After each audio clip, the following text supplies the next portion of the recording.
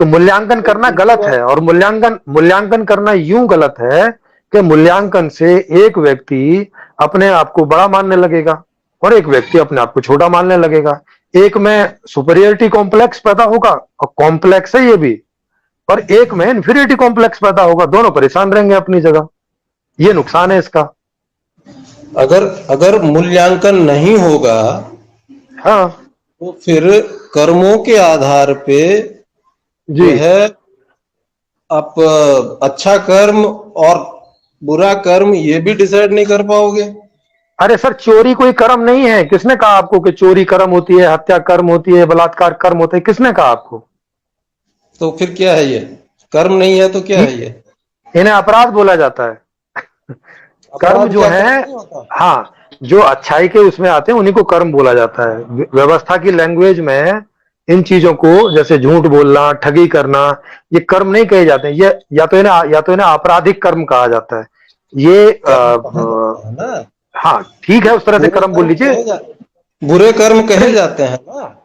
अरे लेकिन ये अरे भाई, लेकिन ये पैसे से थोड़ी तय होता है। ऐसा थोड़ी होता है कि जो जितना ज्यादा गुंडा पैसा कमाएगा वो उतना अच्छा कर्म है उसका। ऐसे थोड़ी होता है करके। देखिए, जहां जहां रिवॉर्ड होता है वहां हाँ, अच्छा कर्म होता है, और जहां पनिशमेंट होता है वहां बुरा कर्म होता है। और जहां रुचि होती है वहां क्या होता है? आज की जो रुचि के अनुसार तो आदमी कुछ भी कर सकता है। रुचि नहीं का कुछ भी क्या, निर्धारण तो जो है ना। नहीं नहीं नहीं, कुछ भी क्या कर सकता है? मतलब जो जो रुचि होगी वही करेगा ना। कुछ भी कैसे करेगा? रुचि का निर्धारण जब हम करने जाएंगे तो फिर उन रुचियों के साथ जो उसके साइड इफेक्ट हैं हमें उसको भी ठीक करना पड़ेगा, क्योंकि जैसे रु, रुचियां बहुत ज, अलग अलग है समाज में। जैसे किसी समाज का में जैसे किसी की रुचि है कि वो ट्रांसपोर्ट चलाना चाहता है, इसमें इसके क्या साइड इफेक्ट होंगे? नहीं नहीं भाई, मैं इन रुचियों की किसी बात नहीं कर किसी रहा। की तो और कौन सी रुचि? अरे सर, कर्म की बात कर रहे हैं ना हम। जो कर्मों का बंटवारा है वो रुचियों के आधार पर है। उसी तो रुचि की बात कर रहे हैं। अभी हम फुटबॉल खेलने की बात थोड़ी कर रहे हैं, कि बैडमिंटन खेलने वाली की बात थोड़ी कर रहे हैं, कि जिम में जाएगा, जिम की बात थोड़ी ना कर रहे हैं।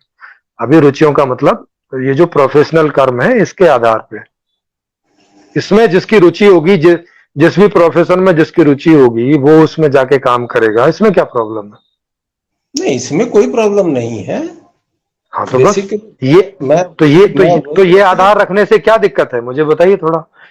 उसको आपको ज्यादा रिवार्ड देना की क्या जरूरत है? रिवार्ड सबको क्यों नहीं देते हो? क्या आप सफाई कर्मचारी के बिना कोई डॉक्टर हॉस्पिटल में कितनी देर बैठ सकता है, बताइए मुझे। खेती वाला अगर अन्न नहीं पैदा करेगा, डॉक्टर बिना खाना खाए कितने दिन डॉक्टरी कर सकता है? अगर क्लर्क वहां नहीं बैठा है तो आईएएस क्या कर लेगा वहां बैठ के? उससे बात डाटा ही नहीं होगा, उसको पता ही नहीं होगा कि कहां क्या हो रहा है। तो जब ये सबके सब सहयोगी हैं एक पूरी व्यवस्था को चलाने में, तो इसमें किसी को बड़ा और किसी को छोटा क्यों घोषित करना है? उसका उद्देश्य क्या है घोषित करने का? आज का तो ठीक है, आज की तो व्यवस्था ही ऐसी है कि सबको अरुचि के काम मिले हुए हैं, पैसे के चक्कर में सब काम कर रहे हैं। तो आज तो ये अस्वाभाविक गति हो रही है। आज तो सब ये हो ही रहा है, और उसमें फिर अपराध भी हो रहे हैं, लूट खसोट भी हो रही है, मारदाड़ भी हो रही है, फिर सब हो रहा है इसमें। तो अगर इन्हीं चीजों को देखना है कि इनमें कहाँ गलतियां हो रही हैं, और उन्हीं गलतियों को ठीक करके नई व्यवस्था बनानी है, और नई व्यवस्था में वो चीजें नहीं रखनी है जिनसे समस्या पैदा होती है, उस व्यवस्था में वो चीजें रखनी है जिससे काम भी हो और समस्या भी ना पैदा हो। मतलब जो लोगों को चाहिए वो मिल भी जाए और दिक्कत भी ना खड़ी हो। तो ये बात है। तो उस तरह का मूल्यांकन करना क्यों है? एक प्रिंसिपल क्या करेगा अगर वह टीचर नहीं है, दूसरा पूरा स्टाफ नहीं है, सफाई कर्मचारी नहीं है स्कूल में, तो वहां प्रिंसिपल क्या करेगा? आप मुझे बताइए, कितनी देर बैठेगा गंदी सी कुर्सी पे, धूल भरी कुर्सी पे, धूल भरे मेज पे, कितनी देर किताब रखेगा? क्लर्क नहीं है तो वो रजिस्टर में किसी का नाम नहीं लिखा हुआ है, कौन आया नहीं आया, क्या क्या करेगा प्रिंसिपल? जी। किसी भी काम के साथ, हर काम के साथ एक जिम्मेदारी है। वो तो एक हर काम के सफाई साथ है। कर्मचारी एक सफाई कर्मचारी भी जो है उसके काम के हम्म। साथ भी जिम्मेदारी है, और एक बिल्कुल। आईएएस है उसके साथ भी जिम्मेदारी है, और एक प्रधानमंत्री है उसके साथ भी जिम्मेदारी है। अरे और सर, सारे जिम्मेदारी काम है तो काम का और मतलब ही जिम्मेवारी होता है। हाँ, काम का और मतलब ही है, क्योंकि सारे कर्म ही है सारे। जी। और जिम्मेदारी के आधार पे ही उसका मूल्य तय होता है। अब बात यहाँ अरे पे ये आ जाती है कि अरे सर, जब मैं वही पूछ रहा हूँ कि जिम्मेवारी के आधार पे उसकी वैल्यू क्यों तय कर रहे हैं, ये मेरा सवाल है कि वैल्यू तय करने की क्या जरूरत है। वैल्यू तय करने की जरूरत इसीलिए है जी। कि भाई अगर वैल्यू तय नहीं करेंगे तो एक हाँ। बेसिक सा नेचर है आदमी का कि वो कम जिम्मेदारी वाला काम करना चाहेगा, ज्यादा क्यों जिम्मेदारियों में नहीं जाएगा। क्यों नहीं और जाएगा, अगर बताइए ज्यादा थोड़ा। जिम्मेदारियों में नहीं जाएगा तो फिर पर्सनालिटी डेवलपमेंट कैसे होगा, व्यक्तित्व का विकास कैसे होगा, क्या अरे सर, समाज में एक पहले इसी सवाल का जवाब दीजिए ना, आप तो आगे चले जा रहे हैं। ज्यादा जिम्मेवारी वाले काम पर आदमी क्यों नहीं जाएगा, ये बताइए। नहीं जाएगा? क्योंकि जिम्मेदारी उठाने से आदमी डरता है। आप आप कौन सी जिम्मेवारी उठाने से डरते हैं, थोड़ा बताइए अपने बारे में। कोई एक जिम्मेवारी बताइए जिसे उठाने से आपको डर लगता है। हर वो जिम्मेदारी, हर वो एक का चीज। नाम ले दीजिए ना। सर, एक अब का मैं आ नाम ले जाता दीजिए हूँ ना। अब मैं हाँ। अब मैं आ जाता हूँ ना उसी पॉइंट पे कि हर वो जी जी। चीज जिससे आदमी को दुख होता हो या दुख होने की संभावना बनती हो, आदमी उससे दूर जाना चाहता है। ये है बेसिक चलो मैं नेचर या नहीं है? च, चलो मैं अपना सवाल बदल देता हूं। ऐसी कौन सी जिम्मेवारी है जिससे आपको दुख हो सकता है, दर्द हो सकता है, ऐसी कौन सी जिम्मेवारी आपको लगती है दुनिया में जितनी जिम्मेवारी हैं उनमें से? अभी अभी देख लेते हैं। कोई बात नहीं। अभी मैं बता जी। देता हूँ।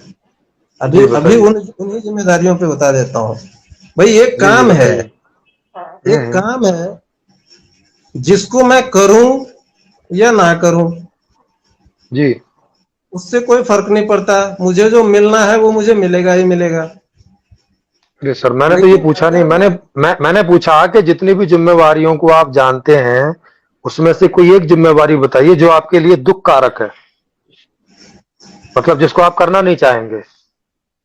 सबसे बड़ी ऐसी कोई बात जहां जहां आप बोलेंगे नहीं नहीं, ये तो मेरे लिए बहुत बेकार बात है। भाई, 10 करोड़ रुपए की सैलरी मिलेगी तो मैं इस काम को कर सकता हूँ, नहीं तो मैं तो नहीं जाऊंगा। ऐसा कौन सा काम आप समझते हो? ऐसे ऐसे बहुत सारे काम है, हर किसी के साथ बहुत सारे ऐसे काम है। जो टॉप मोस्ट पोस्ट पे बैठा हुआ है, सर, मैं जो आपका एक पूछ रहा हूँ, आपकी बात पूछ रहा हूँ, मैं दूसरों की नहीं पूछ रहा। आप पड़ोसी का फिर बता रहे हैं। अब फिर आप व्यक्तिगत उस पे आ रहे हैं ना। मैंने अरे सर, फिर एक बार व्यक्ति से पहले पूछ के ही भी पता। कहा था। सर, व्यक्ति से पूछ के पता चलेगा ना।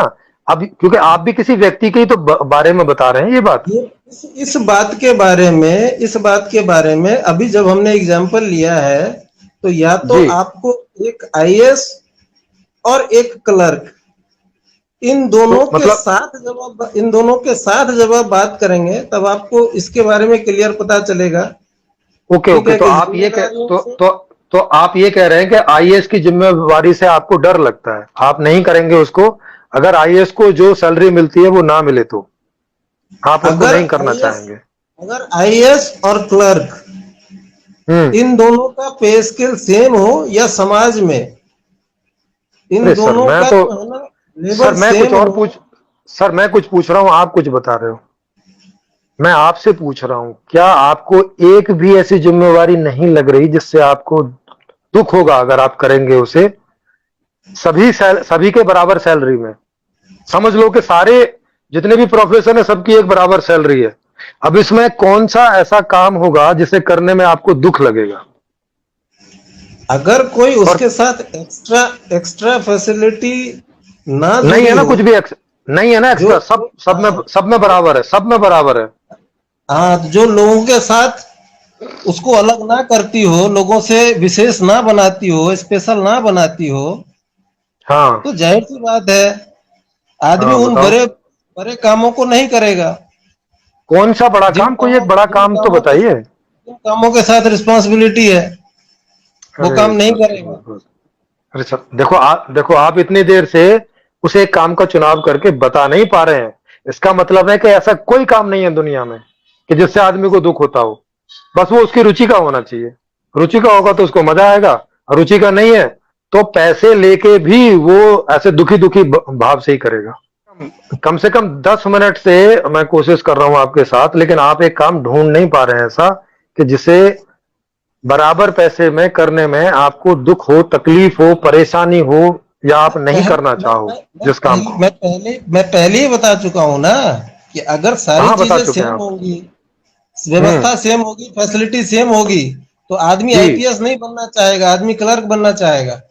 मैं आपकी बात पूछ रहा हूं, आप क्लर्क बनना चाहोगे कि आईपीएस अरे बनना चाहोगे? हाँ, मेरी भी बात ये है कि अगर सारी चीजें सेम है, जी जी। अगर दोनों में कोई अंतर नहीं है, कोई तो अंतर आदमी नहीं है। मैं भी आईपीएस ना बनने की बजाय क्लर्क बनना पसंद करूंगा, क्योंकि यहाँ हाँ ठीक बात। रिस्पॉन्सिबिलिटी कम है, यहाँ जिंदगी हाँ ठीक मौज की है। ठीक।